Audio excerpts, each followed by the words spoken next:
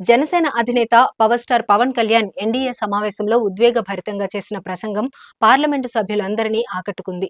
ప్రధాని నరేంద్ర మోదీ అధ్యక్షతన జరిగిన సమావేశంలో పవన్ కళ్యాణ్ మాట్లాడుతూ చంద్రబాబును ప్రశంసలతో ముంచెత్తారు. బీజేపీ నేతృత్వంలో కూటమికి బేషరతు మద్దతు ఉంటుందని అనగా సుమారు 290 మంది ఎంపీలు కరతాళ ధ్వనులతో సభను మార్మోగించారు. పవన్ మాట్లాడుతూ గౌరవనీయులైన ప్రధాని నరేంద్ర మోదీకి జనసేన తరపున ధన్యవాదాలు, శుభాకాంక్షలు తెలియజేసుకుంటున్నాను.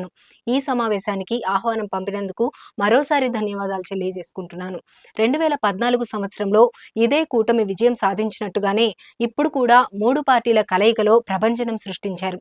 ఆ సమయంలో చంద్రబాబు మాట్లాడుతూ మోదీ ఈ దేశానికి 15 ఏళ్లు ప్రధానిగా ఉంటారని చెప్పాడు. అదే ఇప్పుడు నిజమవుతుందని ఆయన అన్నారు. మోదీజీ, మీరు దేశానికి నిజమైన స్ఫూర్తిని అందించారు. మీరు ప్రధానిగా ఉన్నంత వరకు మన దేశం ఎవరికీ తలవంచదు. దేశంలోని ఎత్తైన హిమాలయ పర్వతాలు ఎవరికి తలవంచవో మీ నేతృత్వంలో దేశం ఎప్పుడూ తల ఎగరేసుకునే ఉంటుంది. మీ నాయకత్వంలో పనిచేసే అవకాశం రావడం నిజంగా గర్వంగా ఉందని జనసేనాని అన్నారు.